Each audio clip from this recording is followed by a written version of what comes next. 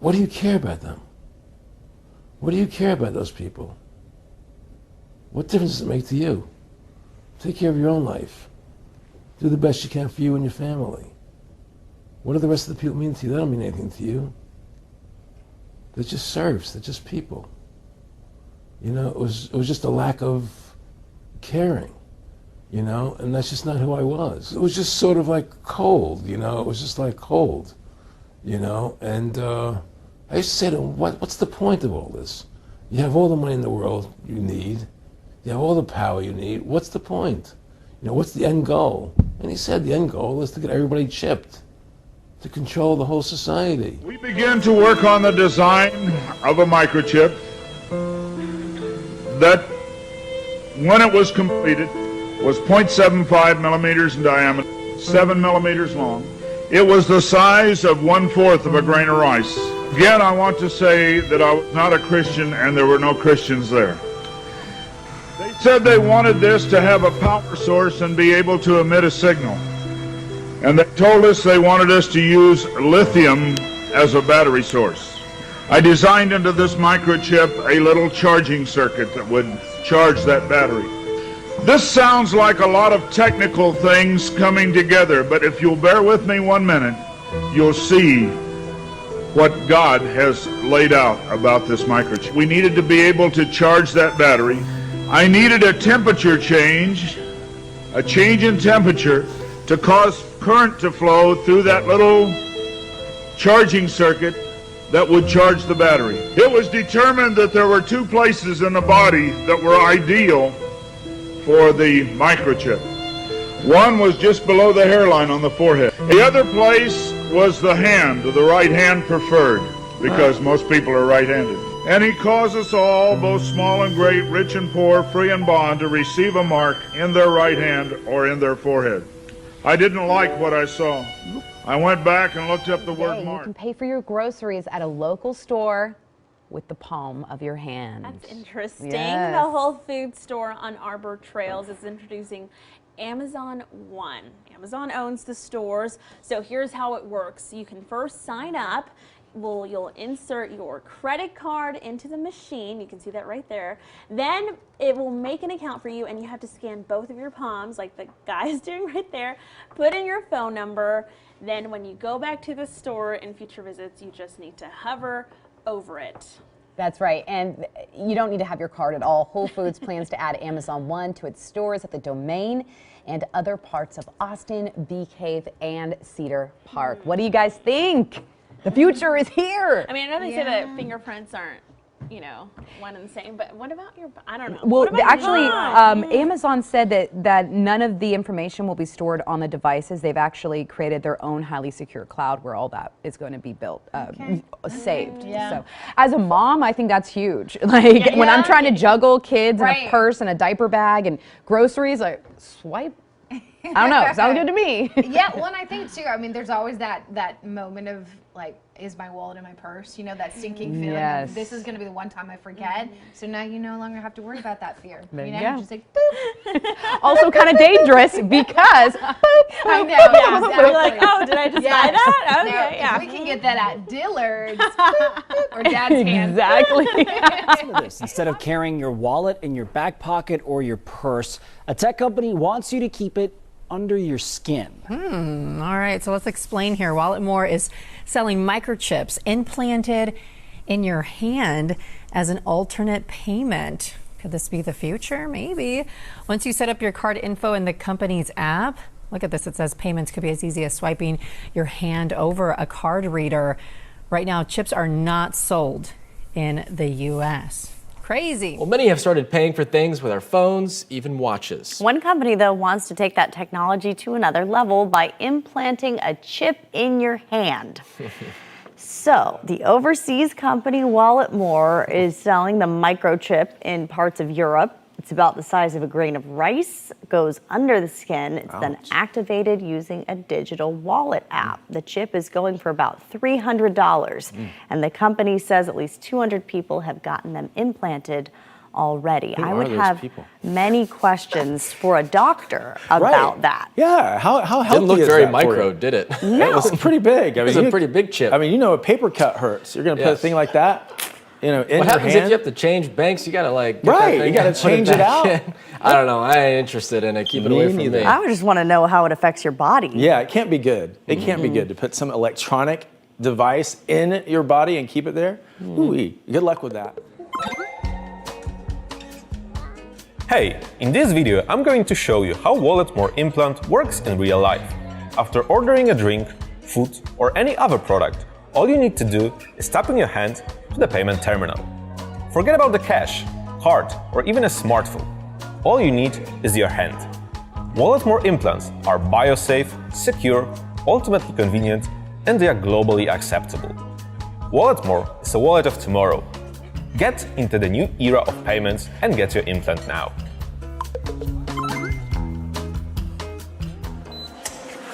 When Elias Brotberger goes to work, he doesn't need ID. And he doesn't need money. In fact, much of what he needs to get through the day is hidden right there, just below the surface, in his hand. You like to touch it? Yeah. Yeah? Oh, weird. Yeah, it's Yeah. like a grain of rice. Yeah, a grain of rice. Embedded in his hand is a microchip that serves as his keys, his ID, and his wallet. Yeah, it's all in chip. So I use it like to get around the building. Buy snacks. Yeah, exactly. Let's buy some snacks. So I can't open it. No. Okay. So what I need to do is I need to first blip my chip and it will log me in. And from there I get access to the fridge. Popular TV shows like Black Mirror have imagined chips as part of a dystopian future. Install ingrain procedure with local anesthetic and you're good to go. In Sweden, the microchips are already here. The microchip implants use the same technology that's in contactless credit cards, which have made cash pretty much obsolete in Sweden. No cash. At this tech fair, a chipping event for those on the cutting edge, merging their hands with this new technology. I thought it would be fun, right? The process is simple and swift. A pinch of the skin, and in a matter of seconds, the chip is inserted. The transformation is complete. As for the pain, I barely felt it. Please look at camera for entry. And if you stand on the shoes and look into the spheroid, if you get the green light, that'll open the door for you. Oh, stand on the shoes? Walgreens. So they look like normal shelves, but they're not normal shelves. Every single one of them has infrared scanning sensors right here for your forehead, right? You send your right hand to your forehead, speak to it, it sees you, seek to wave. They're made out of super thick metal. If you don't have the meter on, you won't be able to buy or sell unless you scan your hand on this. Then it's going to open for you. Then it's going to let you get whatever you need. So I never seen this. Check it. These doors don't open. None of the liquor. Put your ID and press scan. It starts scanning your ID. Once it's done scanning, it says what door. I want the So the latest in this dystopian outrage that is now all of China apparently is I once again cannot buy food. A couple days ago my uncle and my cousin helped me get a cell phone that is linked to a Chinese bank card so that I could buy anything. But now apparently it has been flagged for some reason and I have to pass facial recognition identity verification, which is insane because all I want to do is just spend my gift card balance on this debit card.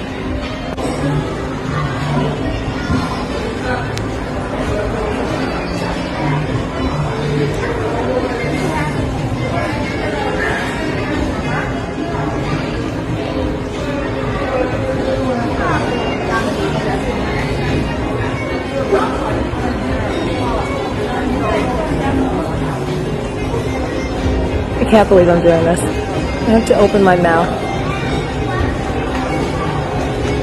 Oh my god. Terrifying.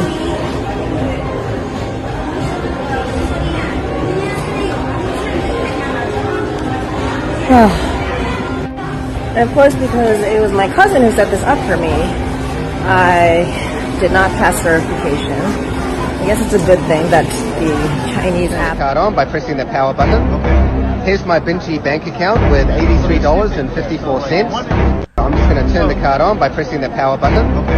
Here's my Binchi bank account with $83.54. I got a microchip in my arm, and it's the best thing ever. This chip is a powerhouse. It's got everything I need: a credit card, my ID, my medical info, and even my keys. And when it's time for groceries, you just tap your wrist and bam! Transaction done. It's like magic.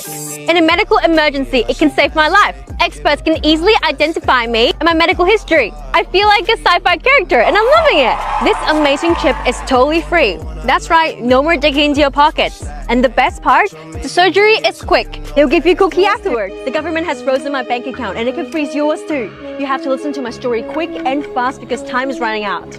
A few days ago, I made a post on social media about a danger of having a chip implanted in my arm. I thought I was exercising my right to free speech. This morning, I woke up only to find that the video I posted was gone, and it was just the beginning of the nightmare. As I was trying to pay for my coffee, the microchip in my arm stopped working. I couldn't even pay for anything. And when I got back to my apartment, it locked me out too. Everything was in there, including my cat Misty. This is why I posted this video as a warning and a plea for help.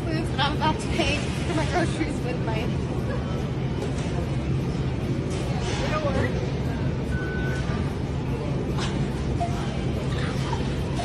That's the coolest thing ever. Silver Sphere, now the subject of privacy concerns across the world. An eyeball scanning machine promising to prove just how human a person can be in the fast-growing world of artificial intelligence. It's called the World Coin Orb, and it's the latest passion project by the founder of ChatGPT. You need to confirm, yes.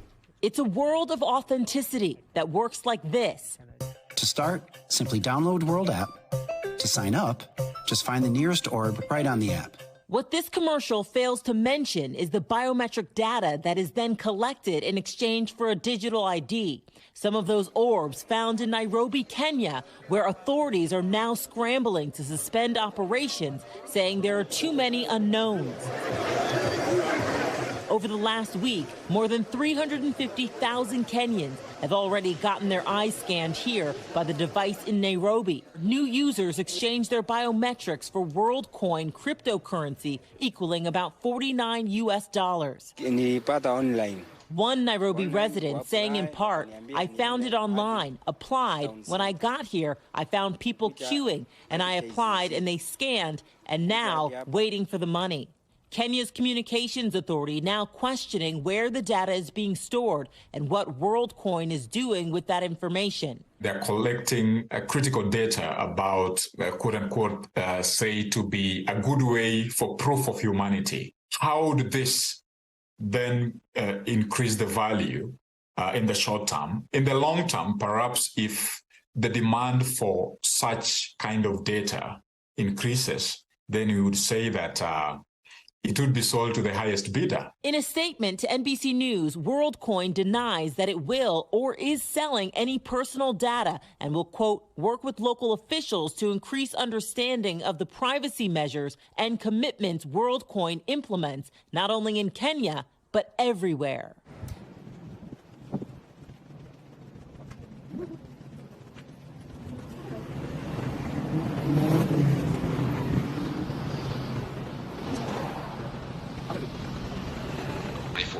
Payments.